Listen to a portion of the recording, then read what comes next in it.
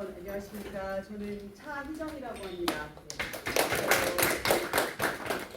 아주대에서 문학 강의하고 있고요. 예, 장애인 문학 연구하고 있습니다. 여러 시인들 만나 뵙게 돼서 아주 많이 크게 반갑습니다. 오늘 설미 시인님의 시를 함께 읽고 그다음에 감상을 나누고 하는 이 시간은 앞으로 장애문의협회에서 지속적으로 지속될 그리고 계획을 갖고 또 기획을 갖고 진행될 일이 아닐까 싶습니다. 그리고 무엇보다 창작하시는 장애 많은 시인님들 또 소설가님들 나는 작가님들에게 큰 어떤 동기부여가 되지 않을까라는 생각을 합니다. 그래서 이 시간이 되게 귀하다고 생각되고요. 이후에도 계속 이어지기를 기대하는 마음으로 준비하고 기다리겠습니다. 오늘 참석해 주신 분들 선생님들이 많으세요. 이따 시를 낭송해 주시는 선생님들께는 이따 시 낭송해 주실 때 제가 간단한 양력을 소개해 드리기로 하고요. 우선 이 자리를 마련해 주시고 또 그 말을 하는데 힘써 주시고 또 이 바쁜 와중에 교통 지옥을 뚫고 달려와 주시는 장애인 문화예술원 방기 선생님 함께 자리해 주셔서 먼저 소개해 드리겠습니다.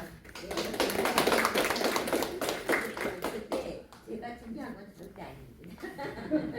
응원해 주셨습니다. 이 자리에 준비를 응원해 주시고 이거는 이제 우리 맹 교수님께서 저를 한번 이제 우리 대학로에 있는 장문원을 방문해 주셨는데 그때 굉장히 의욕적으로 많은 말씀을 해주셨어요. 장애 예술인들이 쓴 작품, 문인들이 쓴 작품을 많이 알리고 싶다 이렇게 말씀하셔서 제가 하기를 우리 교수님께서 해주신다고 하는데 제가 공간 정도야 제공해드리는 것이 당연하다고 생각했습니다. 왜냐하면 우리는 아무 공간에 가서 할 수 있는 입장이 아니잖아요. 접근성을 생각해야 되고 그렇기 때문에 그래서 마침 이쪽에 공간이 있어서 오늘 이렇게 만나게 되었습니다. 그래서 우리 맹 교수님께서는 장애와 문학학계 회장이십니다. 본인은 별로 인정 안 하시려고 하시지만 내가 언제 회장 되냐고 막 그렇게 말씀하시지만 우리가 막 추대를 해서 회장으로 모셨습니다. 그래서 장애와 문학학계는 2019년도에 교수님들이 모여서 만든 학회이지만 그렇게 큰 활동을 하지는 못했습니다. 그래도 1년에 한 번씩 세미나를 개최했었는데요. 그래도 앞으로 명맥을 잘 유지할 수 있도록 저도 많이 관심을 가니까 당연하기 때문에 우리 교수님을 같이 응원하면서 학회가 잘 발전하도록 하겠습니다. 그다음에 우리나라 지금 장애인 예술이 많이 발전한 것처럼 보이지만은 사실 시작은 장애인 문학이 시작을 했습니다. 1990년도에 한국 장애인 문인협회가 만들어졌어요. 지금 우리 차이장 박사가 그걸 막 어거지로 또 막 밀어 넣었어요. 그거 맡아달라. 그래서 그 협회를 만들고 나서 한 일이 뭐냐면 소떼문학을 만드는 일이었죠. 그래서 소떼문학은 1991년 봄부터 만들어서 100호까지 만들었습니다. 100호를 만드는데 25년이 걸렸고 25년 후에는 폐간이 됐어요. 왜냐하면 더 이상 운영을 하기가 어렵다는 판단에 정말 이제 이 정도에서는 폐간을 하는 게 맞겠다 싶어서 폐간을 하고 제가 언론에다가 막 우리를 폐간시켰다고 막 언론에다가 공개를 했어요.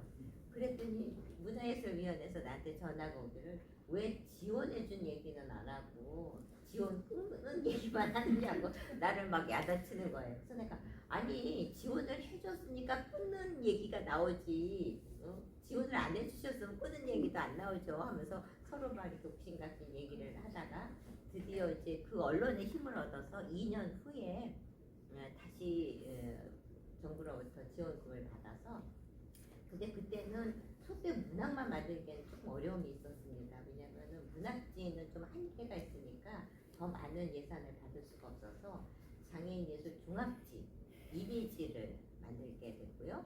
거기 있는 예산을 조금 아껴서 장애인 문학 평론지 소떼 평론이 만들게 됐습니다.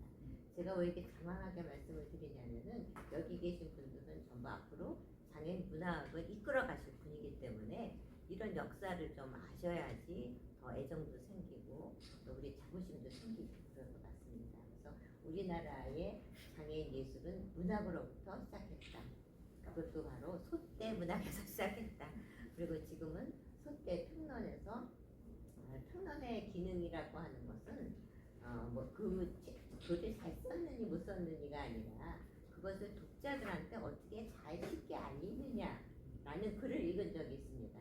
저는 그 말에 굉장히 공감이 돼서 우리나라의 평론은 뭐 시시비비를 가리는 것처럼 이건 이렇게 써줬고 이건 이렇게 해서 뭐 엉망이고 뭐 이렇게 평론을 쓰시는데 장애인 문학에 대한 평론만큼은 좀 잘 외부에 알릴 수 있는 그런 길잡이 역할을 했으면 좋겠다 하는 그런 생각을 갖고 있습니다. 그래서 앞으로 우리 작가님들은 더 글을 열심히 쓰셔야 되고 우리 전공하신 선생님들은 더 장애인 문학을 외부에 많이 알리는 역할을 해주셨을 때 우리 장애인 문학이 제 역할을 할 수 있고 또 장애인 문학이 발전해야 장애인 예술이 더 발전할 수 있습니다. 그래서 얼마 전 지난 금요일 날이었는데 금요일 날 백상 예술상에서 백상 연극상을 우리 장문원에서 받았어요. 그러니까 정말 처음 있는 일이죠. 작품상을 받는다는 거지. 근데 공교롭게도 그 작품이 우리나라 작품이 아니에요. 해외 작품이었어요. 그래서 나는 별로 자랑스럽게 얘기할 수가 없어요. 왜냐 IP가 우리한테 없어요. 그 상은 받기는 했으나. 그리고 그래서 우리가 우리 작품으로 언젠가 공연을 올릴 수 있도록 그렇게 해야 완전한 우리의 예술이 되지 않나 이렇게 생각합니다. 그때를 위해서 문학하시는 분들이 더욱더 열심히 요런 이야기, 그러니까 얘기가 완성이 안 된다 하더라도 우리는 그걸 에피소드라고 하는데 그 에피소드들을 열심히 모아서 글쓰기에 좀 더 전념해 주셨으면 좋겠다 이런 생각을 합니다. 이상입니다. 식사를 듣겠습니다라는 말씀 전에 연결해 주셔서 감사합니다. 네.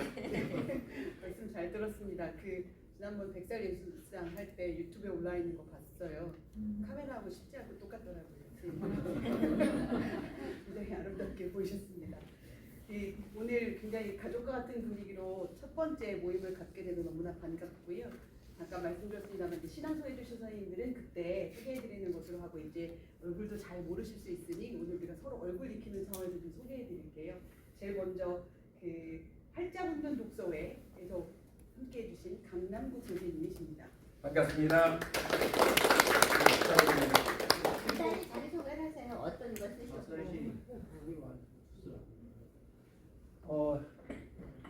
활짝 웃는 독서회를 21년 전에 만들어서 지금까지 이어오고 있고요. 매달 한 50여 페이지의 페이지를 만들고 있고 그리고 4년 전에는 강서구 장애인 문인협회를 또 창립을 해서 이끌고 있습니다. 지금은 지역에서 문예 창작 강의를 하고 있습니다. 예.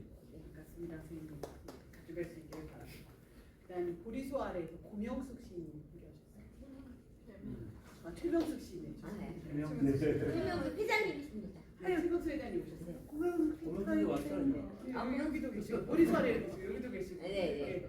고명숙 시인님이시고 최명숙 시인님이십니다. 안녕하세요. 저는 일단 저를 소개할 때는 보리수아래 두 번째로 가고 시인 최명숙입니다라는 제가 미혹했습니다. 시를 쓰고 있거든요. 보리수아래 한 모임을 하고 있는데 저희 회원들이 전부 다 장애 음악하는 친구도 있는데 거기다가 장애 부인들이세요. 그들의 활동을 돕고 있습니다. 저희 근무등으로 방 이사장님이 저를 이만큼 모임을 이끌도록 처음 글을 썼을 때 많이 이끌어 주셨기 때문에 지금 이만큼 할 수 있는 거고 우리 미희도 제 후배이고 또 우리 고명숙 씨랑 같다고 저희 주로 내성마비인들이라 그들이 조금 언어장애가 있고 또 행동장애가 있어서 저를 보실 때 저희가 장애의 종합 선물 세트예요. 그래서 이들이 같은 장애 예술인에게도 같은 실력인데 뒤를 잡고 서져요. 그래서 그런 것 뒤처지지 않게 노력을 하고 있습니다. 오늘 여기서 여러분들께 만들어 주셨으면 좋겠고 계속 우리 함께 해서 인연 맺어갔으면 좋겠습니다. 네, 감사합니다. 신욱 대표님 반갑습니다. 고맙습니다. 그다음에 풍경놀이터의 아니 고명숙도 해야지. 아 죄송합니다. 고명수 씨님 그냥 넘어갈 뻔했습니다. 우리 소아래를 소개해서 저기 이름 부르지 마시고 네. 이거 쭉 들어가면 어떨까요? 그러면 시간이 너무 많이 걸릴 것 같아요. 이따가 신앙소 하실 분들은 그냥 네. 그렇지. 고명 선생님 하세요. 반갑습니다. 오명숙이라고 하고요. 작년에 부산우수 때문에 운동 훈장을 받았습니다. 보리수아래 회원이고요. 잘 배우고 있습니다. 네, 고맙습니다. 대상을 받으셨는데도 무지하게 겸손하십니다. 이게 시인의 본바탕이 아닌가 싶습니다. 그다음에 풍경놀이터의 구본순 선생님 오셨습니다. 안녕하세요. 네, 저는 농청각장애인분들과 교육, 문학 교육을 하고 있는 풍경놀이터 대표 구본순입니다. 이영숙 선생님 초대로 오게 되었습니다. 좋은 자리 초대해 주셔서 감사합니다. 네, 반갑습니다. 그다음 경기 작가회의에서 박설희 선생님도 함께해 주셨습니다. 네, 안녕하세요. 저는 시스는 박설입니다. 저는 수원에서 성인 장애인 교육을 2017년부터 진행을 해서 그 인연으로 작년도 소평락상 받았던 서상윤 씨 저희 새롭게에서 같이 수업을 했었고 그런 인연으로 오늘 오게 됐습니다. 반갑습니다. 네, 반갑습니다. 감사합니다. 그다음에 민족문화연구회 이영숙 선생님 함께하셨습니다. 네, 안녕하십니까. 저도 한 4년 차로요. 농청각 장애인 관련 시청작 강의를 계속 하고 있습니다. 그분들이 이제 시식도 냈고 시에 대해서 예비예술인들이 이렇게 등단도 하고 이런 굉장히 좋은 일들도 많이 있어서 늘 관심을 가지고 이쪽에 있습니다. 요번에 소대평론에 저 평론도 한 꼭지 실렸습니다. 네, 고맙습니다. 그리고 다른 선생님께서는 저기 박명동에서 제가 미처 확인을 못해서 우리 이한길 시인님 모셨어요. 네. 이한길 작가님 모셨어요. 네, 인사하세요. 지금 발달장애인 뮤지컬 극단 라프라고 있는데요. 거기서 지금 9년 거의 10년째고 지금 서울사이버대 3학년 2학기 재학 중이고 시집은 한 2개 정도 되고 지금 3집 준비 중에 있고요. 네, 감사합니다. 이한길 작가님 덕분에 오늘 저희 평균 연령이 나오십니다. 젊은 피로서 자리해 주셔서 감사합니다. 혹시 제가 소개해드리지 못한 분이 지금 맹규 선생님 소개 꼭 해주실 수 있을까요?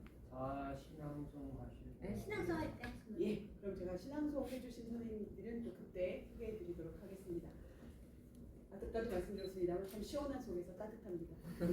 오늘 우리 그 첫 모임을 여는 축배는 술이 아니고요. 예, 축배는 술이죠. 예. 축하해 주시기 위해서 장원 시인님께서 또 기타 연주를 해주시기로 하셨습니다. 노래도 노래도 그럼 노래 연주뿐만 아니라 노래도 해주시니까 그럼요. 가수 기타리스트. 반갑습니다. 상원입니다. 이런 자리가 처음인 것 같아요. 특별한 자리라 굉장히 저도 기쁩니다. 시집하고 또 수상 축하드리고요. 지금 얼핏 이렇게 좀 지켜봤더니 인터넷에서 볼 때하고 달리 굉장히 시가 맑고 깨끗합니다. 상이.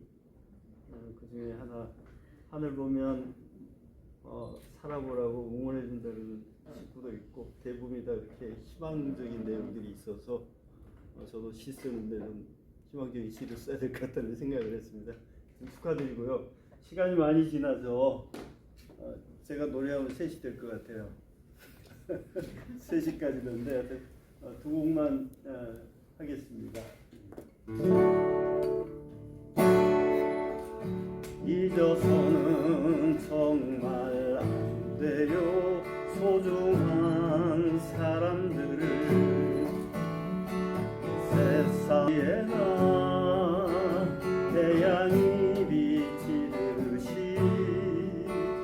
누구나 행복할 권리가 있다는 것을 걷다 채이는 골뱅이라 하여도 그것 없인 어떤 집도 지을 수 없다는 걸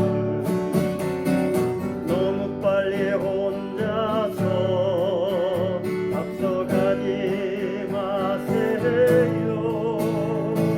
그렇게 혼자 가면 당신도 외로울 거예요. 저 뒤에 앉아서 한숨 돌리는 사람 바로 그 한 사람이 정말 소중한 사람이죠.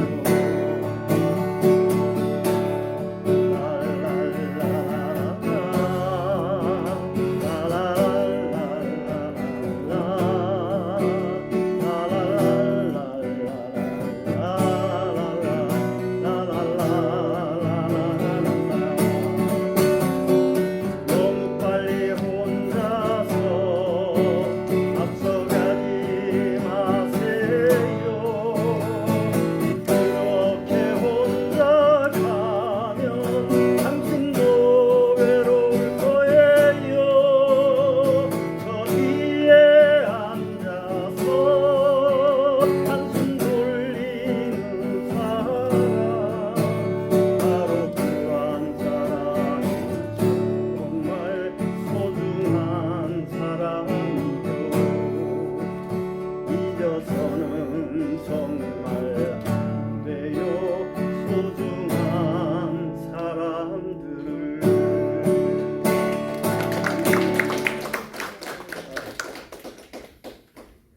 소중한 사람들이든가 제목이 그렇습니다. 제목도 말씀 안 되겠네요. 김광석 일어나 한번 불러도 되겠죠? 네.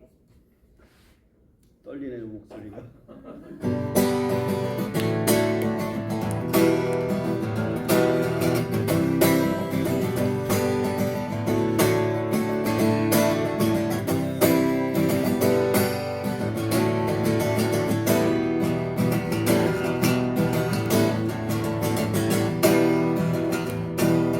먼 바다 가운데 서 있어 한치 앞서고 있잖아. 어디로 가야 어디에 있을까 불러봐도 소용없었지. 인생이란 강물을 끝없이 저처럼 떠다니다가 어느 고요한 호숫가에 닿는 누가 함께 서고 가겠지.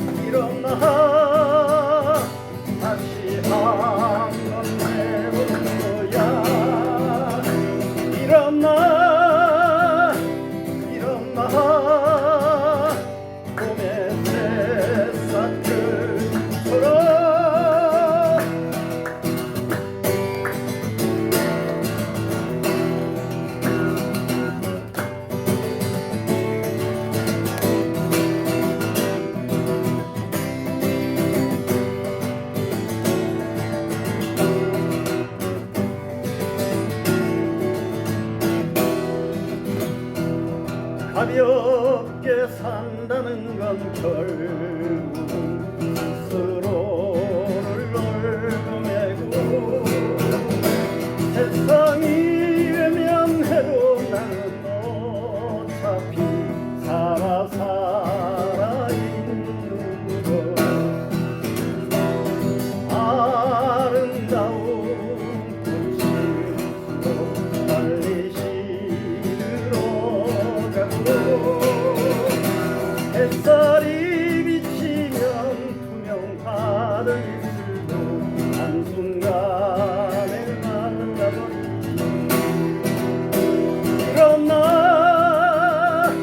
일어나 다시 한번 해보는 거야 일어나 봄의 새싹들처럼 일어나 다시 한번 해보는 거야 일어나 봄의 새싹들처럼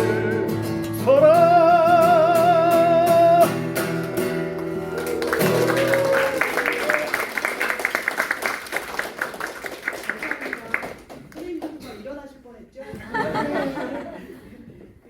정원 선생님 시집도 3번이나 내셨어요. 예, 시집 제목이 너무 멋진데요. 나는 왜 천연기념물이 아닌가? 또 바람 불다 지친 봄날, 그리고 시 사진집 안나푸르나 가을을 출간하셨습니다. 예, 시도 쓰시고 노래도 하시고 기타도 치시고 잘생기고 그 말이 제일 좋으네요. 80년대 워너비스 하셨을 거란 생각이 듭니다. 감사합니다. 네, 그러면 이제 이어서 신앙송을 하려고 합니다. 설비 시인님의 시집 아마 한 번들 다 받고 계실 텐데요. 저도 아직 이 5분의 시인님께서 어떤 시를 들려주실지 잘 모릅니다. 맨 처음에는 이영숙 시인님께서 설비 선생님의 시를 읽어주실 텐데요. 이영숙 시인님은 1991년 문학예술의 시로 등단하셨고 2017년 시와 세계에는 또 평론으로 등단을 하셨습니다. 시집 시와 호박시, 미스터리, 그리고 평론집 야만의 시대, 시와 평론을 아주 활발하게 진행하고 계십니다. 선생님께서 어떤 시인지 말씀해 주시면 저희가 준비하고 함께 듣도록 하겠습니다. 저는 54쪽에 난 작은 물고기 넌 바닷속 해초를 하려고 합니다. 마이크가 될걸요? 마이크를 하는 게 좋을 것 같아요. 난 작은 물고기 넌 바닷속 해초. 설미희. 난 작은 물고기 푸른 바다 푸르른 꿈꾸며 자유롭게 헤엄치고 넌 바닷속 해초. 물결 따라 묵묵히 머문 그 자리를 지키고 어느 날 태풍 불고 바다도 뒤집히고 작은 물고기 외톨이 되어 해초 내게로 숨었고 볼품없고 상처투성인 작은 물고기 밀어내지 않고 외로움도 친구로 받아들이는 그 인내를 알게 해준 넌 평온한 안식처. 감사합니다. 혹시 선생님께서 시를 선택하신 까닭 이런 것도 함께 들을 수 있을까요? 짤막하게나마. 예, 작은 물고기랑 해초는 바다 속에서 아주 작은 부분을 차지하고 있는데요. 그 연약한 어떤 존재들이 서로 이렇게 그 안식처를 만들어주고 의지하고 그 속에서 살아갈 수 있는 그 서로의 굉장히 그 외톨이가 되지 않도록 그렇게 도움을 주고 또 서로 보호해주고 그런 사랑을 주고받는 것에서 이 시가 굉장히 눈에 띄었습니다. 우리의 삶이 이러해야 할 것 같습니다. 네, 그거를 은유적으로 들려준 것 같아서 아주 마음에 와닿았습니다. 네. 감사합니다. 네. 이제 시를 낭독해 주시는 5분의 시인 외에 또 오늘 함께 해주신 선생님들께서도 시에 대해서 또 감상을 얘기해 주시고 그것과 관련해서 함께 이야기해보는 시간이 있으니 꼭 기억해 주셨다가 참여해 주시면 좋겠습니다. 자, 두 번째 시 낭독해 주신 선생님은 박설희 선생님이십니다. 박설희 선생님은 2003년에 실천문학으로 작품 활동을 시작하셨고요. 시집 우리 집에 놀러와 가슴을 재다, 꽃은 바퀴다 등을 출간하셨습니다. 또 산문집도 출간하셨는데요. 틈이 있기에 숨결이 나부낀다 라는 산문집을 출간하셨고 생명과 문학 작가상을 수상하셨습니다. 박설희 선생님이 추천해 주시는 시는 어떤 가지? 들꽃입니다. 첫 작품. 10쪽이에요. 들꽃 설미희 외딴 들녘 이름 없이 홀로 피어도 괜찮다. 여린 꽃잎 비바람에 생채기 나도 괜찮다. 벌 나비 날아와 주지 않아도 괜찮다. 화려한 모습, 매혹적인 향기로 시선 끄는 저 너머 양지 이름 있는 꽃이 아니어도 괜찮다. 수수한 자태, 은은한 향기, 알아주는 벗 호련히 다가와 흩날릴 언젠가를 꿈꾼다. 저는 이 작품을 읽을 생각을 한 거는요.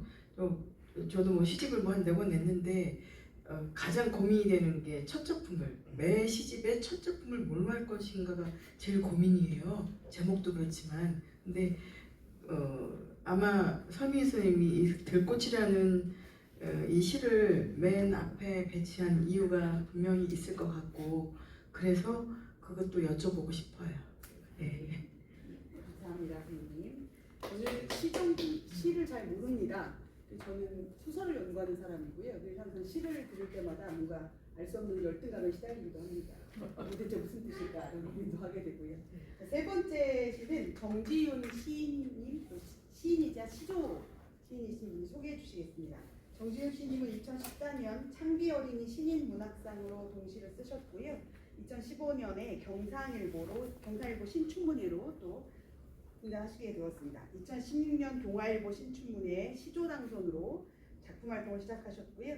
시집 나는 뉴스보다 더 편파적이다, 또 시조집 참치캔 의조, 동시집 어쩌면 정말 새일지도 몰라요 등 아주 많은 작품들을 출간하셨습니다. 김만중 문학상, 신석정 촛불 문학상도 수상하셨습니다.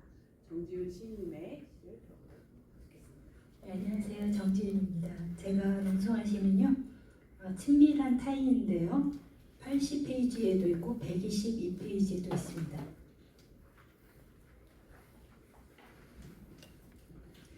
친밀한 타인 설미. 눈을 떴다. 온 우주의 손가락 하나 까딱할 수 없는 몸만 둥둥 떠 있다.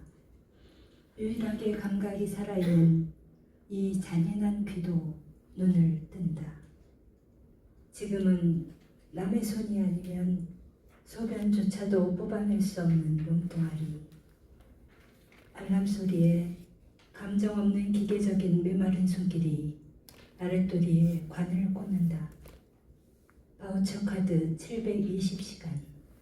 늙은 여자가 친절하게 바코드를 찍는다. 연명을 위해 얼마의 돈이 필요해서 소변줄을 꽂아주고 있을까? 집안 가득 소변줄을 타고 아직 살아있다는 존재의 냄새가 난다. 예, 저는 이 시를 읽으면 이 시는 구상 손대문학상 수상작이기도 한데요. 읽으면서 굉장히 좀 전율이 느껴졌습니다.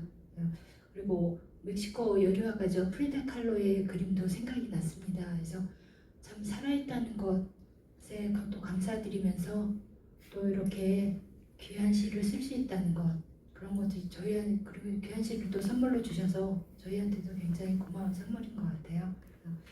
친밀한 타인이라는 이 글이 너무 좋아서 참 영화로 찍어도 될 만큼 그런 좋은 제목인 것 같습니다. 네, 우리 모두 다 친밀한 타인이 됐으면 좋겠습니다.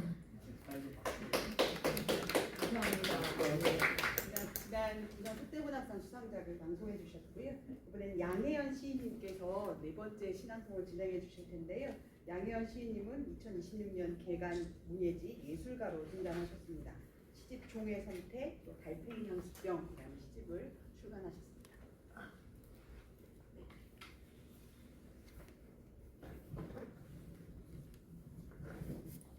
네, 여러분 만나 뵙게 돼서 반갑습니다. 어느 이런 그 문학 자리보다도 여기가 더 그 밝고 맑은 에너지로 가득하다고 느꼈습니다. 초대해 주셔서 감사합니다. 저는 69쪽에 있는 사슴벌레 읽겠습니다. 사슴벌레 설미희. 뭔가의 울림이 있다. 고통의 신음소리가 들린다. 유충의 쭈글쭈글한 껍질 벗고 새로운 삶 살기 위한 몸부림이 온몸 광택 바라는 흑색 성충되기 위한 마지막 이 긴 어둠의 시간 푸드덕 첫 날갯짓을 한다. 네, 이 시 참 감동적이고 좋습니다. 네, 우리가 세상을 살아가는 매 순간은 사실은 굉장히 고통스럽고 자신이 완수해야만 한 순간 한 걸음을 내디딜 수 있는 그런 과정이지요.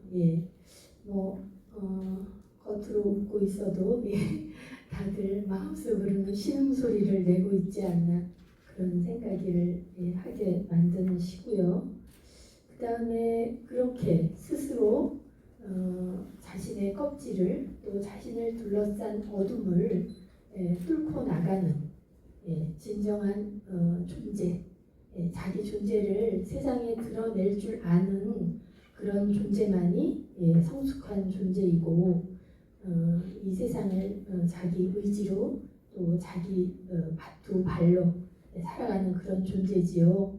여기 모이신 모든 분들은 그런 의지와 그런 꿈 모두 충만하신 분들 같고 너무나 좋습니다.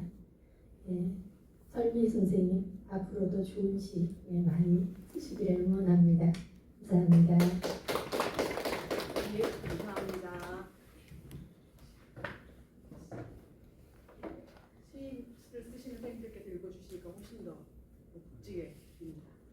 마지막 5번째 시 낭송을 해주실 시인님은 김은기 시인님이십니다. 1984년에 이화여대 다락방 문학동인진 내 사랑 이 땅에서로 작품 활동을 시작하셨고요.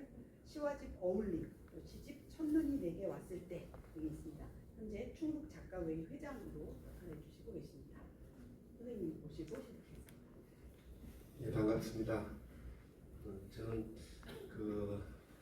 제 친구 중에 시각장애인 목사님이 있어요. 신인식 목사님이라고 아마 아시는 분도 있을 건데 시각장애인 선교회를 오랫동안 회장을 하셔가지고 제가 이사로 한 몇 년 참여했어요.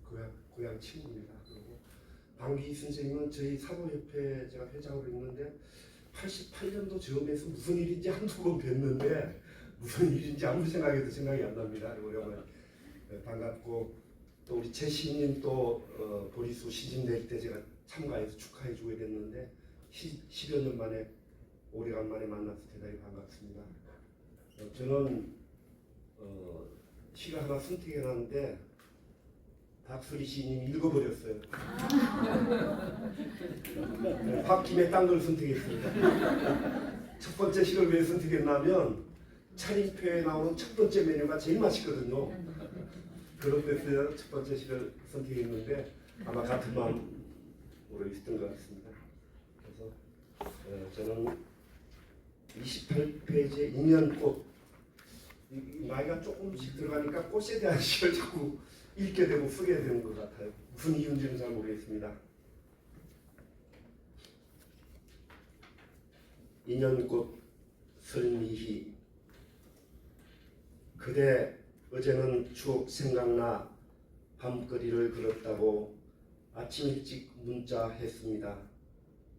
잘 지내는지 아픈 곳은 없는지 그런 그대 잊었다고 생각했습니다. 지금은 그때 그 시절이 아니지만 6월의 싱그러운 세상이 열리면 문득 생각이 나고 괜스레 휴대폰만 만지작거렸습니다. 이제 그대는 신기루처럼 가슴 한켠 피어 있는 곳입니다. 감사합니다. 아마도 마지막 시는 설미 선생님의 뒤에 로맨스 나온다는 제가 시를 몰라도 추측은 맞았네요. 5편의 시 낭송해 주신 시인님들께 정말 다시 한번 감사드립니다. 그리고 이제 소개받으신 5편의 시도 있고 선생님들께서 미리 모셨던 다른 시도 있고 이제 굉장히 시를 쓰신 설미 시인님의 창작과 관련해서 또 당시 시에 관련해서 이야기를 좀 들어보도록 하겠습니다. 가만히 있어. 둘 대답을 해. 네. 그래요? 설미 시인님의 시창작 이야기, 또 의문대 선생님의 의견 이렇게 나누고 아무도 설미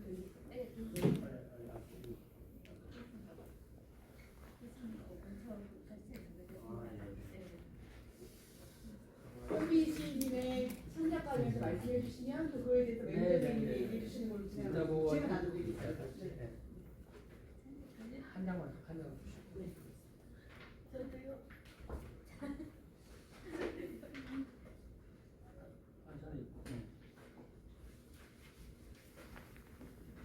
자, 그러면 이제 우리 오늘 행사의 한 파트로 시인과 시인의 말씀을 듣는 대담 시간이 있습니다. 그래서 저하고 한 10분 정도 진행할까 싶습니다. 끝난 뒤에 이제 여러분들께서 또 궁금한 점 있으면 질문해 주시면 시인의 답변을 듣는 그런 순서로 진행하겠습니다.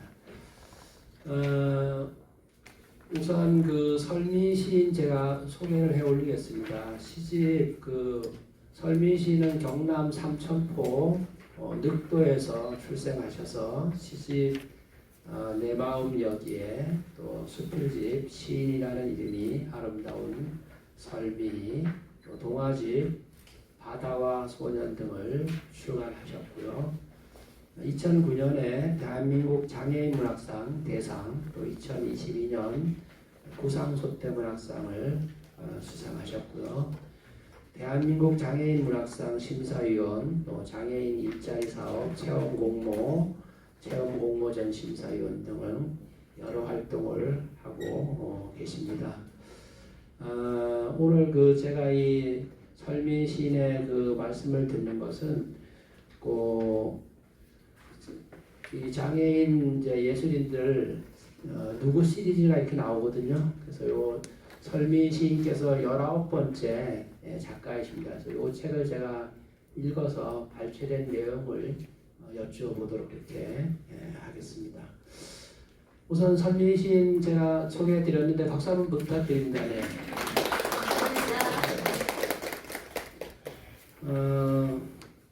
제가 좀 전에 설미 시인 고향은 삼천포 늑도라고 했는데 제가 늑도를 한번 방문한 적이 있어요. 정말로 삼천포가 다른 바다와 다르게 물결이 아주 잔잔하더라고요. 잔잔하고 좀 기억에 많이 남는 곳인데 그곳에서 어린 시절을 초등학교 1학년 때까지 보냈는데 아마 많은 기억들이 있을 것 같은데 고향 소개 좀 부탁드립니다. 네. 안녕하세요.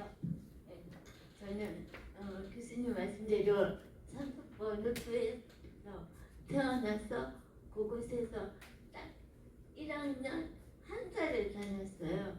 근데 바닷가에 어머살이 시반지 그 노래처럼 너무 아름다운 바닷가거든요. 근데 지금은 우리 교수님이 다녀오셨다고 하는데 제가 그 초등학교가 지금은 폐쇄되고 그 다음에 신석기 문화가 나왔다고 해서 박물관을 짓는다고 해서 한번 가본 적 있는데 너무 가슴이 아프더라고요. 왜냐면 제 머릿속에 있는 그 바닷가는 정말 천국이거든요. 근데 다시 갔는데 거기는 완전히 폐허가 되어 있어서 참 마음이 아팠고 그 다음에 정말 제가 살 때는 그 바닷가 모습이 정말 천국도 그런 천국 없어요. 저는 아침에 일어나면 무조건 저희 집 바로 앞에가 초등학교였어요. 그래서 일어나면 걸음도 제대로 못 걸으면서 잘 넘어지고 또 학교 계단이 있으면 뒤로 해서 기어서 내려가가지고 그 학교가 아마 저기 1학년부터 6학년까지 다 한 반밖에 없었어요. 그래서 그 한 반 한 반을 다 다니면서 선생님들한테 인사를 했어요.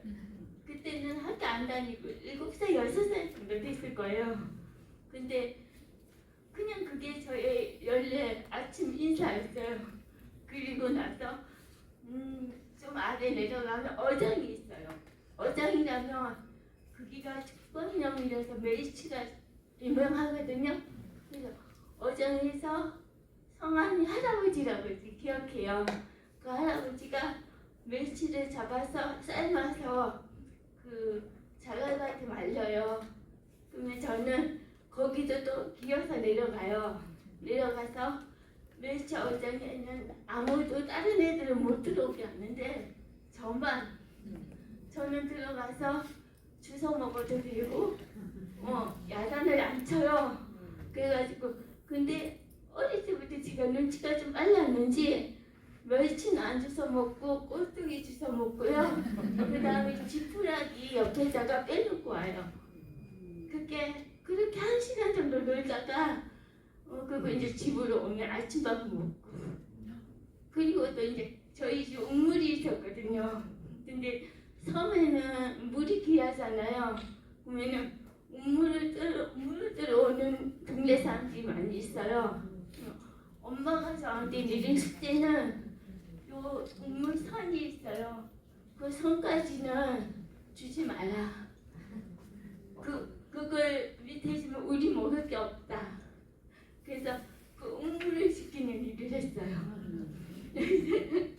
그런 기억이 있고 그래서 몇 년 전에 저도 아들이 있거든요. 아들하고 한번 갔다가 너무나 실망하고 거기 앞에서 붕붕 울다 왔어요. 안 가는 게 나을 뻔했어요. 네, 감사합니다. 그 어장 모습도 학교 참 이렇게 어린 나이인데도 관심이 많아서 학교 간 일, 우물 지킨 일, 그 외에도 막 무궁무진하게 우리에게 들려주고 싶은 얘기가 많을 것 같은데 시간 관계상 이 정도 듣고 나머지 우리가 상상력으로 아름다운 곳에서 행복하게 자라는 모습을 생각하겠습니다.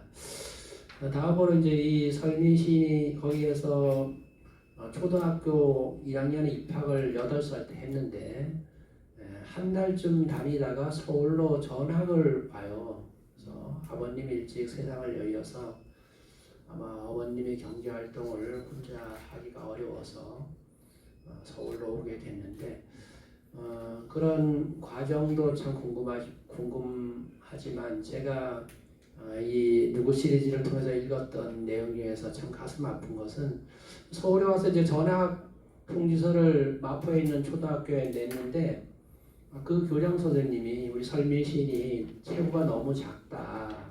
그리고 아직 이 정상인 활동을 아이로서 하기가 어렵다. 그래서 전학을 안 받아주는 거예요. 그래서 다음에 오라고 했는데 다음에가 한 것이 3년이 지난 거예요. 11살이 될 때까지 학교를 못 간 거죠. 11살이 됐을 때 그 학교에 갔는데 마침 교장 선생님이 새로 부임해 오셨어요. 그분은 이제 이 설미 아이를 보고 뭐 체구가 작다거나 행동하는데 어려움이 있다거나 이런 말씀을 전혀 안 하시고 학교 생활 잘 하라고 머리를 쓰다듬어 주시면서 입학을 허가했다고 해요. 참 그 어린 나이에 가졌던 그 심정이 참 그 순간은 기뻤겠지만 그 동안에 3년 내내 참아온 세월은 참 저희들이 지금 들었을 때 너무 가슴이 아프잖아요.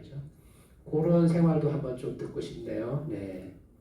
이렇게 추억을 생각하니까 갑자기 가슴이 먹먹해지는데요.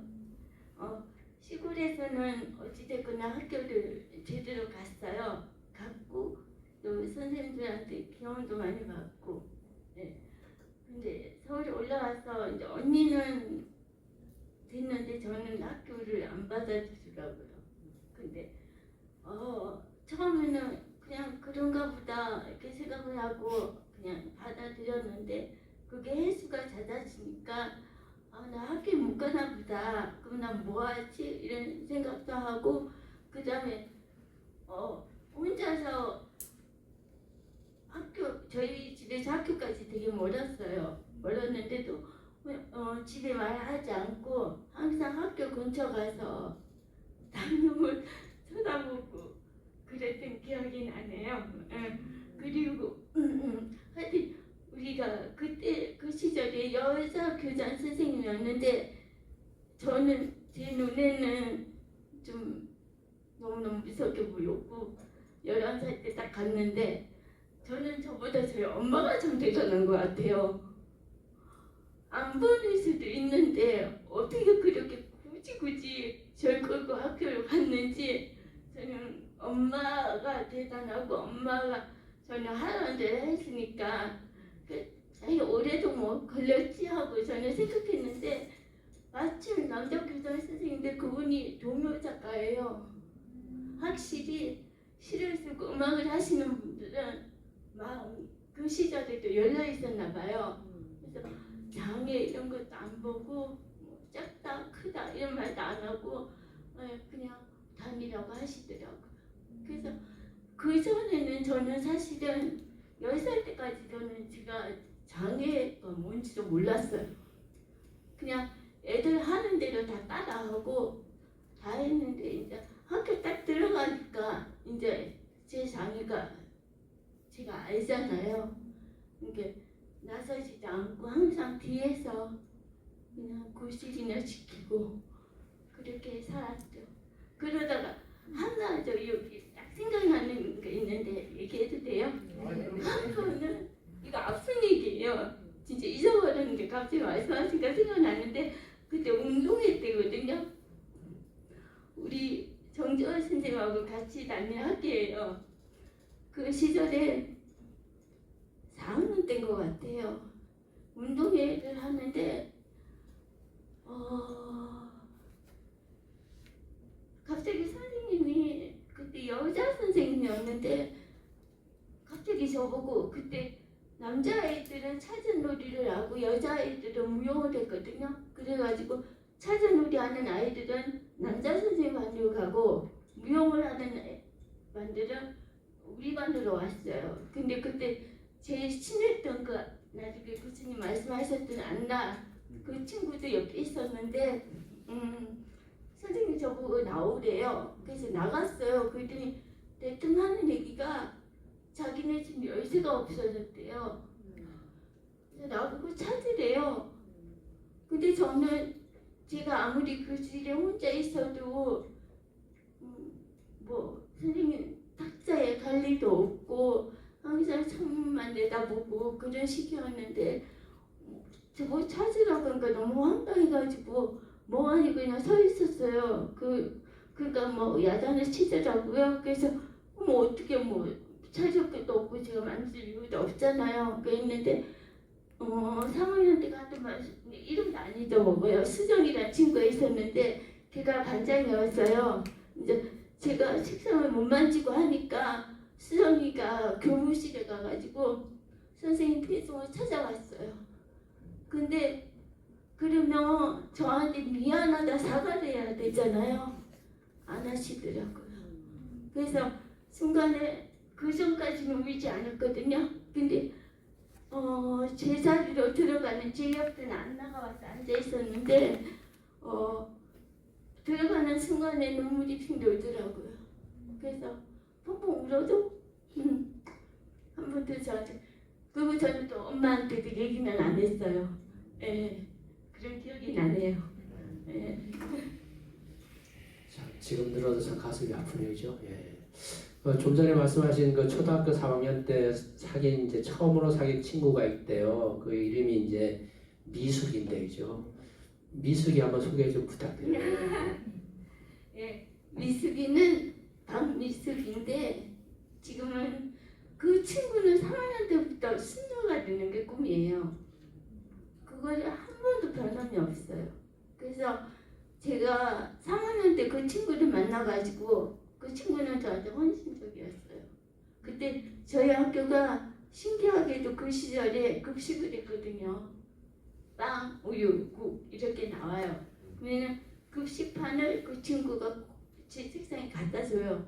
그러면 저는 빵을 반죽 띄어서 그 친구 주고, 그 다음에 걔는 도시락을 싸우면 국물은 걔가 먹고, 저는 작으니까 빵 한쪽에 우유 이렇게 먹고, 또 걔가 맛있는 거 싸우면 절 나눠 먹고 이렇게 했거든요. 그게 그 친구는 저한테 처음으로 사귄 친구예요. 친구 집도 안 가봤는데 그 친구 집은 갔었어요. 그리고 그 친구가 저희 집도 오고요. 근데 정말 그 친구는 승려가 됐어요. 그리고 지금은 뭐 노숙자 시설, 그다음에 장애인 시설, 그다음에 필리핀 가서 아이들 공부 가르치는 거 이런 걸 주로 사회복지를 하고 있어요. 네. 그리고 제가 이렇게 글을 쓰게 된 동기가 그것까지 말씀드릴게요. 저희 초등학교 선생님이 제가 6학년 때 제가 그 서대 구사문화상 할 때 오셨잖아요. 그분이 저희 졸업을 앞두고 마지막에, 그때도 미숙이하고 저하고 같은 반이었어요. 같은 반인데 친한 친구한테 편지를 서로 주고받으라 쓰라고 했더라고요. 그래서 이제 하고 싶은 말을 썼는데 미숙이가 저한테 미안하면 글을 써라 그런 얘기를 하더라고요. 그래서 저는 그거를 그냥 흘려들었어요. 흘려들었는데 결국에 제가 그 길을 가고 있더라고요. 그래서 참 그 선생님, 그 시절에 그 선생님 그리고 그 친구가 저한테는 인생에서 하나의 길이었던 것 같아요. 네, 감사합니다. 네, 그러니까 시를 쓰게 된 계기가 초등학교 때 선생님도 영향을 주셨고 미숙이라는 그 친구가 더 결정적으로 영향을 줬네요. 잠시 뒤에 제가 이제 이 설미 시인의 시세계 때도 말씀을 드리겠지만 이 시집을 읽어보니까 꽃에 대한 시가 많더라고요. 반 정도가 꽃에 대한 어휘가 나올 정도로 꽃에 대한 관심이 많았어요. 그래서 참 궁금했는데 설미 시인 꽃을 좋아하시겠죠? 네, 좋아해요. 어떤 꽃을 좋아하는지 한번 소개 좀 부탁드립니다. 네. 다 좋아하는데 솔직히는 들꽃이 제일 예뻐요. 네. 그냥 길 가다가 들꽃 있으면 주저앉아서 걔하고 이야기하다가 그래서 시집 첫 머리에다가 들꽃을 넣으셨군요. 네. 연꽃에 대한 관심도 많을 텐데 한번. 네, 연꽃은 이거 작품인데요. 저를 닮은 것 같은.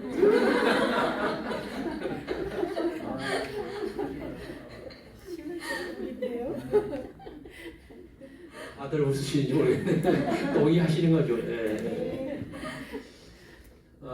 그러면 이제 저는 마지막 질문을 드리고 오늘 함께 하신 분들도 궁금한 말씀 듣겠습니다. 앞으로 우리 설미 시인 앞으로 어떤 계획을 가지고 계시는지 한번 듣고 싶네요. 네, 제가 구산 서대문화상 하면서 약속했었던 게 끝까지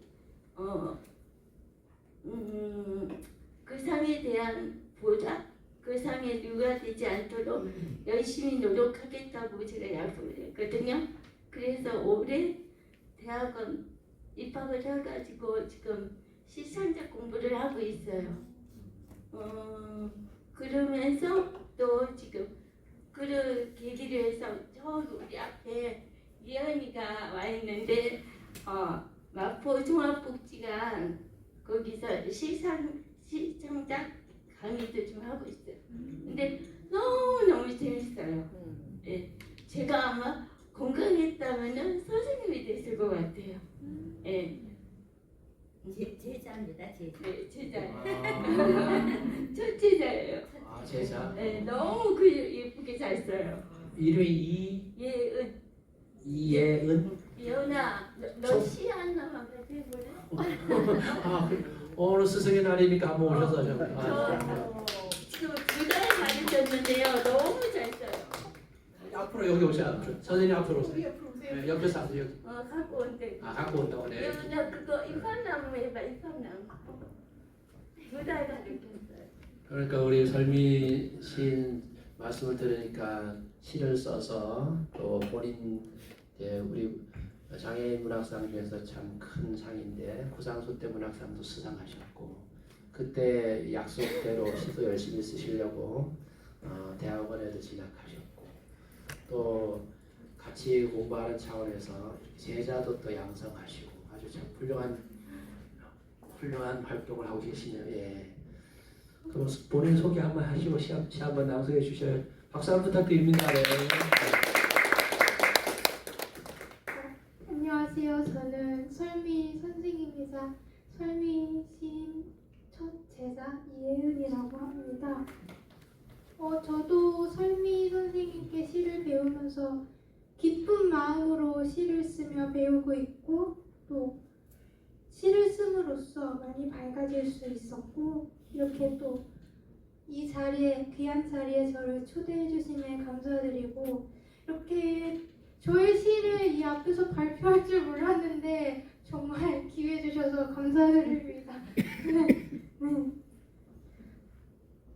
저는 마포 장애인 종합복지관에서 시문학 일자리 발달 장애인 첫 시인으로 발탁이 되어 월요일부터 금요일까지 아침에 꾸준히 출근하여 시를 쓰며 열심히 책을 읽고 설미 선생님처럼 멋진 시인이 되고자 학습지도 배우며 열심히 살아가고 있습니다.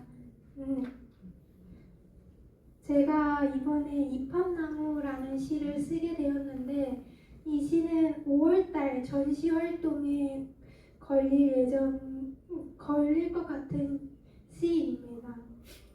제가 한번 낭송해 드리도록 하겠습니다.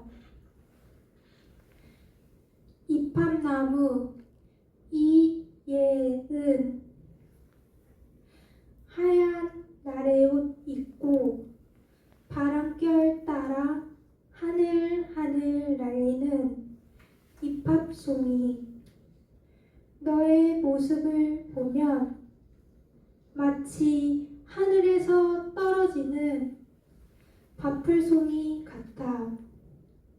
두 팔 활짝 펴고 내 마음 그릇에 가득 담아 하늘에 계신 울 아빠 꽃밥상 차려드려 못나는 대화 나누고 싶다. 감사합니다.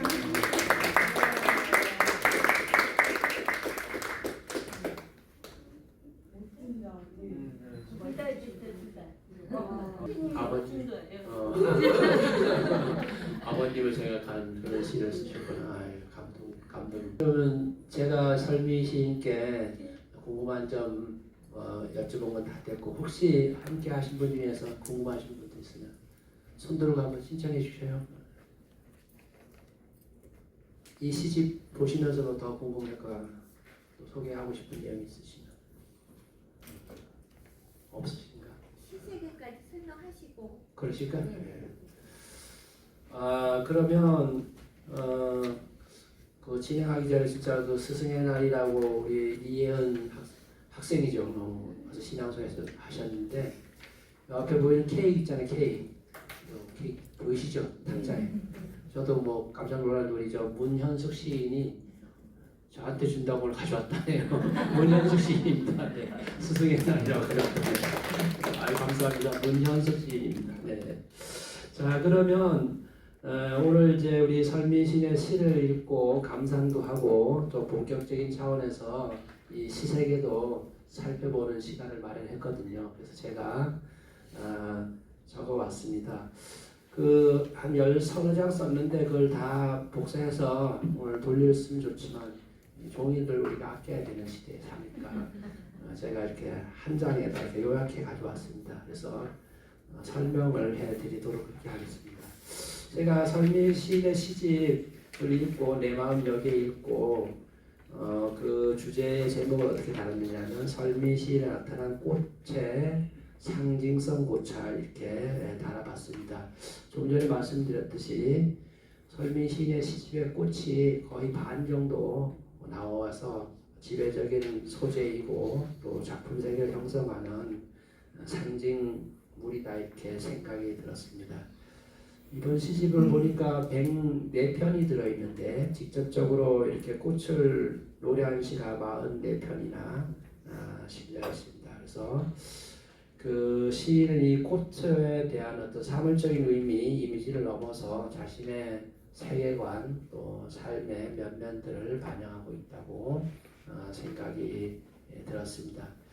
보통 우리 일반적으로 꽃하면 어떤 시각적인 면, 또 형태적인 면에서 또 후각적인 면에서 아름다움이나 행복이나 사랑의 대명사로 또 불려지고 때로는 이제 어떤 슬픔, 아픔, 시련 등을 위로하고 또 어떤 애도하는 그런 감정 매개체로 사용되는 것이 일반적인데 설민 시인의 시에서 그런 면이 없지 않아 있지만 그것을 넘어서 설민 시인의 어떤 고유성, 개별성을 담고 있어서 시 작품 자체를 읽는 데 있어서 꽃으로 읽는 것이 큰 의미가 있다 이런 생각이 들었습니다. 제가 그 꽃과 관련된 호칭을 이렇게 호칭의 양상을 제가 이렇게 조사해서 정리를 해봤습니다. 이렇게 보시면 총 25번의 꽃의 그 호칭을 우리가 정리할 수 있었는데요. 제일 많이 쓴 거는 그 일반 명사 꽃.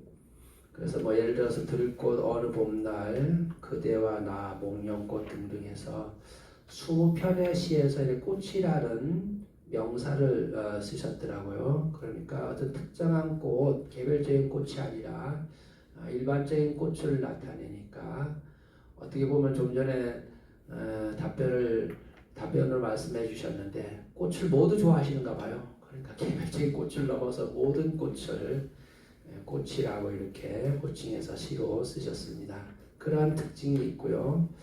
구체적인 꽃으로 이 시집에서 호칭한 것을 살펴보니까 뭐 복사꽃, 영추나 목련, 해바라기, 또 연꽃, 그 다음에 코스모스, 동백꽃, 벚꽃, 장미, 분꽃 이런 등등이 있고요.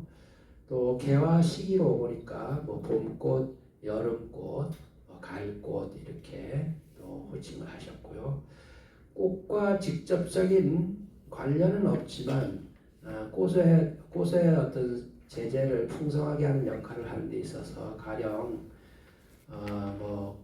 그 꽃잎이라든가 꽃길이라든가 꽃밥이라든가 꽃이라든가 꽃비, 열꽃, 또 뭐 인화 이런 어떤 호칭들은 꽃을 직접적으로 호명한 것은 아니지만 이 꽃의 시세계를 풍성하게 하는데 역할을 한다라고 생각이 들어서 이렇게 제가 정리를 해보았습니다. 그래서 이제 이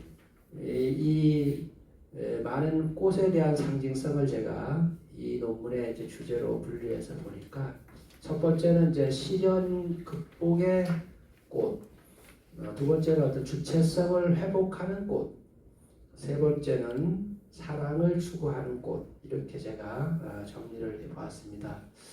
그래서 한 편 그 주제별로 한 편 살펴보면 가령 시집 37쪽에 있어요. 봄비라는 작품이 있습니다. 37쪽 한번 우리가 같이 감상해 보도록 하겠습니다. 37쪽에 봄비라는 그 작품이 있습니다. 제가 한번 낭독해 보겠습니다. 네. 봄비 꽃이 피기까지는 나무는 나무까지는 바람도 하늘도 모르게 얼마나 많은 눈물을 흘렸을까. 봄비 내리는 날 시련 이겨낸 꽃망울 톡톡톡 터지는 속삭임. 이러한 내용의 시입니다. 그래서 얼마나 많은 눈물을 흘렸을까. 또 시련 이겨낸 이런 구절이 있는데요. 아마 이 봄비 내리는 날 이 작품의 화자, 곧 시인이 되겠지만 작품의 텍스트 위주로 말씀드린 화자가 되겠죠. 화자는 봄비 내리는 날 꽃을 보면서 자신의 그 눈물 흘렸던 날들, 또 자신의 시련의 마음을 그 봄 꽃에다가 투사해서 자기 마음을 반영한 것이 아닌가. 그러면서 마지막에 그 이겨낸다는 말이 있듯이 그런 시련을 이겨내고자 하는 의지를 자신의 마음과 아울러서 담고 있다. 이렇게 생각이 들었습니다. 다음에 그 32쪽에 연꽃이라는 작품이 있습니다. 32쪽에 혹시 제가 한번 낭독해 보겠습니다. 연꽃. 겹겹 포개진 인연 세파에 시든 무거운 삶도 다 떨군 영롱한 빛. 널 닮아 태초의 순결로 다시 태어나 붉은 순정 그리며 날에 펼치고 그렇게 살고 싶다. 이런 내용의 시입니다. 정말로 그 연꽃은 그 진흙 진창 속에서 뿌리를 내려서 잎을 내고 꽃을 피우는데 뭐 다들 보셨겠지만 그 연잎이나 연꽃은 비가 내려도 젖지 않잖아요. 그 열악한 환경에서 정말 영롱한 그러한 꽃을 피우는 모습이 대단한 것 같아요.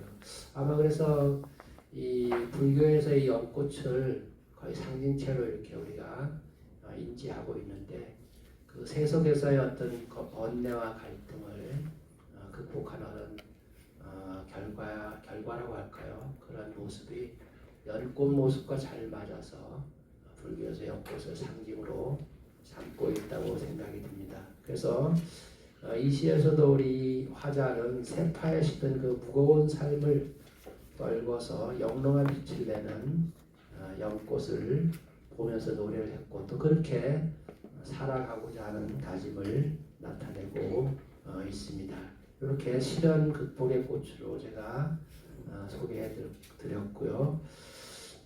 두 번째는 그 주체성 회복의 꽃 이렇게 제가 주제를 담아서 작품들을 살펴봤는데요. 우선 첫 번째 작품 아까 우리 박설희 시인이 낭송해 주셨고 김은기 선생님도 하고 싶었던 작품이 들꽃이잖아요. 들꽃 그죠? 10쪽에 있습니다. 10쪽. 그래서 외딴 제가 낭독해 봅시다. 외딴 들녘 이름 없이 홀로 피어도 괜찮다. 여린 꽃잎 비바람에 생채기 나도 괜찮다. 벌나비 날아와 주지 않아도 괜찮다. 화려한 모습, 매혹적인 향기로 시선을 끄는 저 너머 양지 이름 있는 꽃이 아니어도 괜찮다. 수수한 잣대, 은은한 향기, 알아주는 벗 호련히 다가와 흩날릴 언젠가를 꿈꾼다. 이런 내용입니다. 사실 우리는 다 사회적 존재이기 때문에 타자와의 관계를 갖다가 보면은 그런 관계에서 상처를 입게 되고 또 소외를 받게 되죠.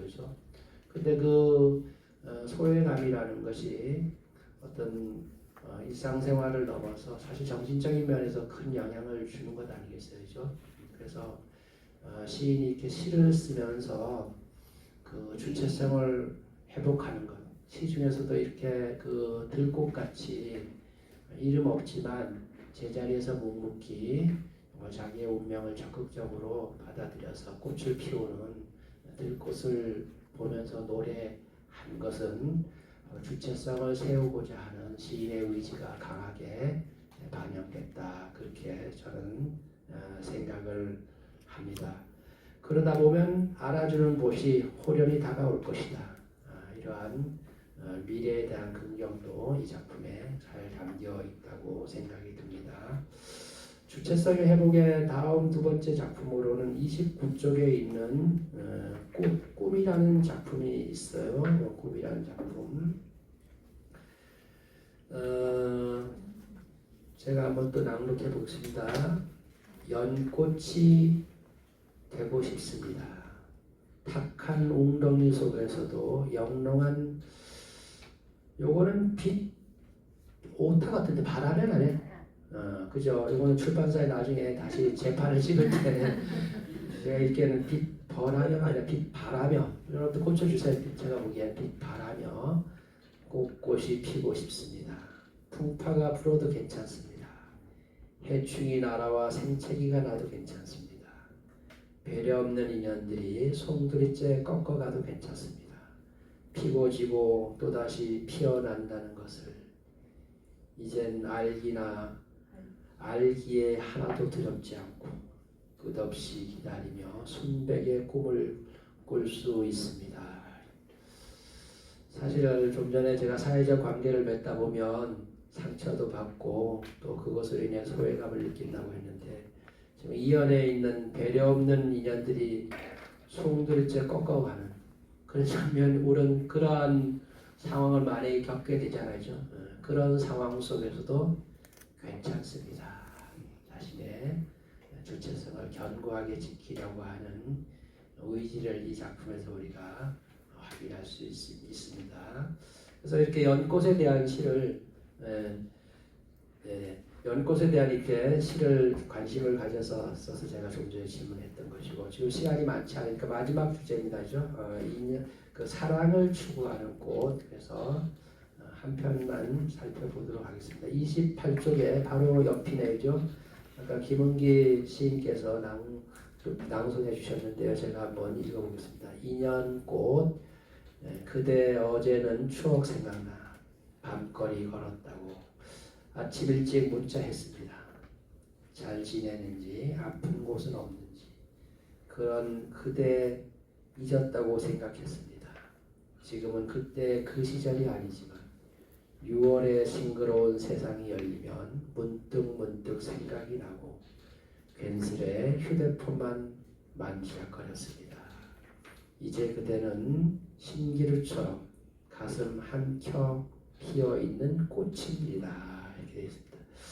사실 그 인연은 인연이란 꽃 중에서도 인연꽃이 가장 소중하다고 볼 수 있죠. 그렇죠? 그런데 그 인연은 오늘 우리가 이렇게 만난 것도 다 인연인데 뜻밖의 이루어지는 인연이자 사실입니다.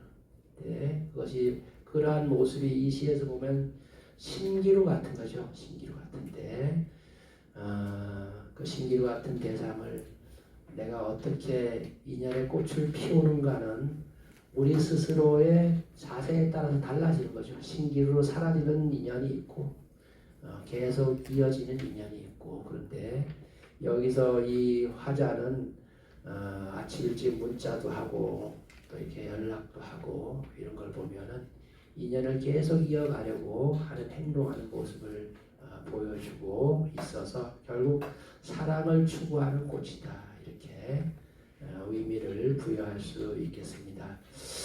아주 짧은 시간인데 말씀드렸는데 설민 시인에 나타나는 꽃의 상징성 이해되셨죠? 네. 이렇게 제가 또 설명드리니까 시가 더 좋아 보이죠? 네. 네. 좋은 시를 써주셔서 감사드리고 앞으로 더 좋은 시 계속 쓰시기를 응원해드립니다. 저의 그 시세계 이 정도로 정리해서 마치도록 하겠습니다. 감사합니다. 네.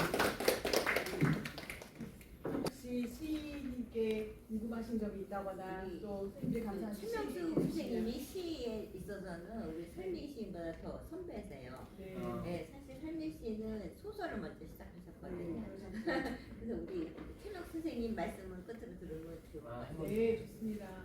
마이크 좀.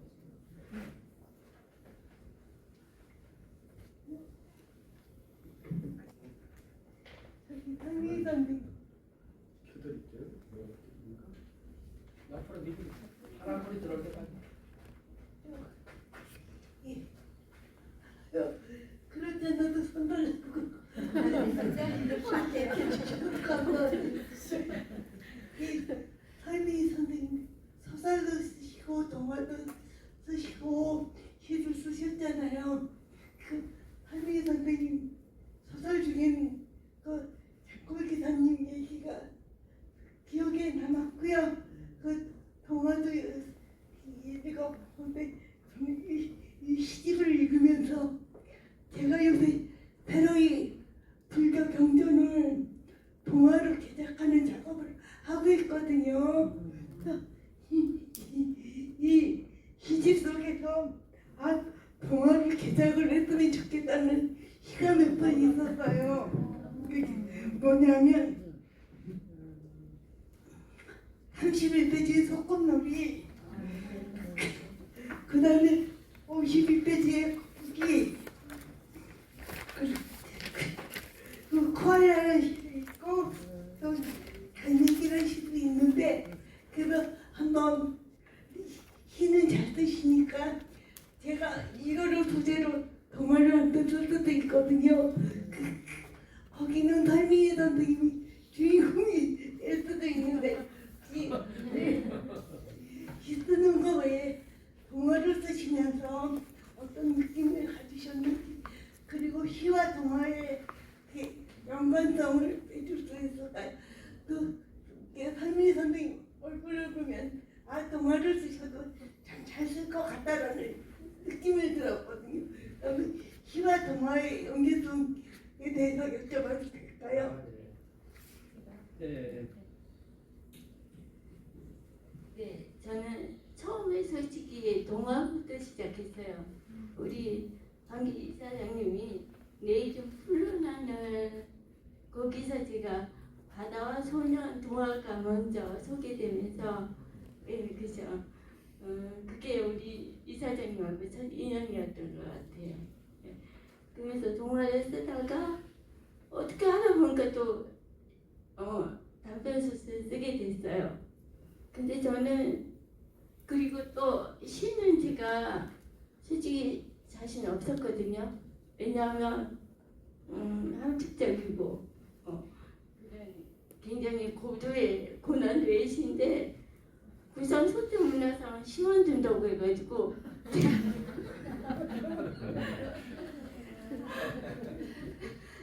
안 그랬으면 저 아마 단편을 몇 개씩 나갔을 텐데 그 상이 받고 싶어가지고 도전을 한 거예요.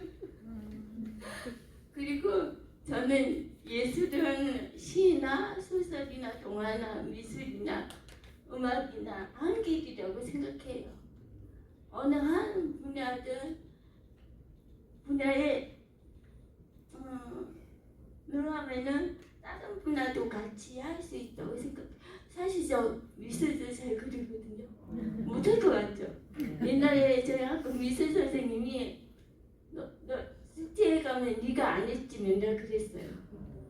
근데 저는 집에 아무도 저희 도와줄 사람 없거든요. 아니 제가 했는데요. 집에서 대생도 잘해요. 네, 그거 제가 만약 건강했다면 아마 디자인 쪽이나 아니면 진짜 선생님 쪽이나 그쪽으로 갔을 거예요. 그래서 예술은 한 길이다. 그렇게 저는 평을 내겠습니다. 예술을 한 길이다. 참 명언입니다. 네. 다른 선생님 꼭 하실 말씀 있으세요?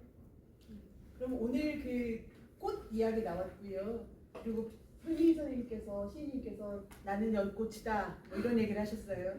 이런 연꽃의 분위기에 너무나 잘 어울리게 박희정 시인님께서 해금 연주를 해주실 텐데요. 예, 박희정 시인님은 박희정 TV라는 것을 운영하는 유튜버이시기도 하고요. 또 시인이시기도 합니다. 소개해드릴게요. 2002년 같은 양 문의 비로 작품 활동을 시작하셨고 이를 이루는 말들이라는 시집도 출간하셨습니다. 이게 유튜브로 이렇게 중계가 될 텐데요. 혹시 합니다라고 이렇게 손을 들어주시면 도구를 이렇게 사용되지 않도록 하겠습니다. 혹시 있으실까요? 화면이 크지 않을 것 같습니다. 그냥. 문제문들을 다듬으시고 해군 연주를 잘 듣겠습니다. 박인영 선생님 부탁드립니다. 안녕하세요. 해금 연주를 할 수 있는 시간을 저에게 보여주신 설미 선생님의 출판 기념회를 축하드립니다. 그리고 해금 연주를 할 수 있게 해주셔서 감사드립니다. 지금 제가 연습하고 있는 곡인데 우리나라의 가락을 여러분과 함께 공감하고 싶어서 산산도들이라는 그 곡을 하나 선택했고요. 두 번째 곡은 제가 황성예터를 하려고 그랬는데 오늘 분위기에 황성예터가 별로 안 어울리는 것 같아요. 그래서 최백호가 부른 보고 싶은 얼굴 하겠습니다.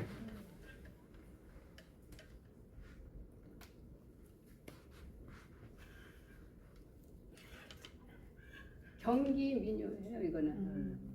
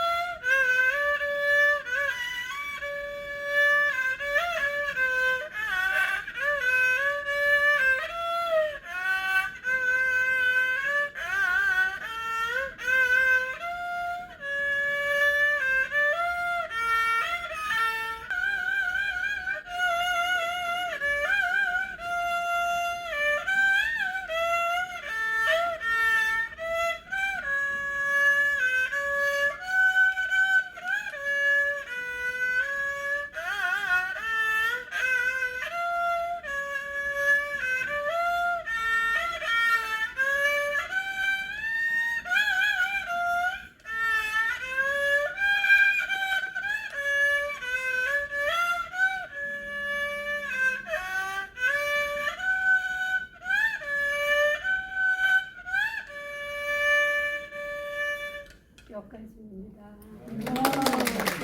후기에 전국적으로 유행했던 우리나라 음악이래요. 우리에겐 좀 낯설지만 이것이 이제 우리나라 음악을 한번 함께 듣고 싶었고요. 보고 싶은 얼굴 하겠습니다. 아시는 분? 진짜 이거를 갖다 놓고.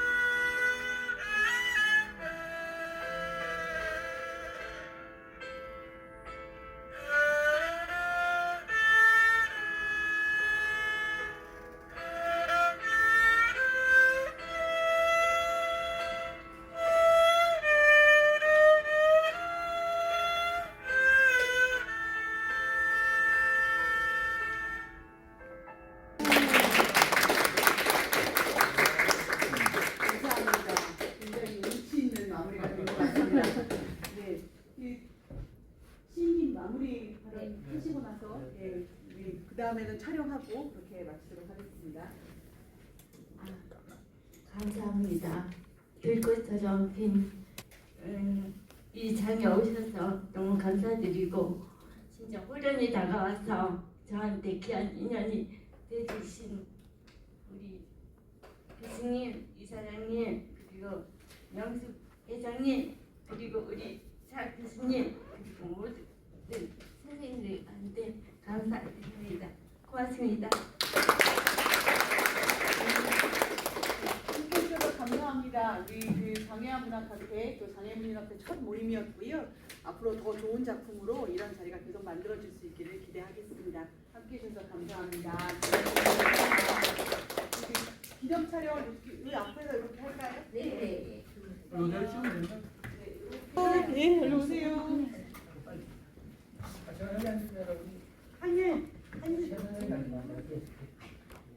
두 번 찍겠습니다. 두 번 찍겠습니다. 하나, 둘, 셋. 한 번 더 합니다. 하나, 둘, 셋. 잠깐만요. 네. 저기 선생님 사진 좀 찍어주시고 네. 교수님 들어오시고. 저도요. 감사합니다. 그래야지. 그렇지. 사회자인데. 그럼 찍어야 돼. 근데 항상 사진 안 찍으려고 그래가지고. 네. 몰라.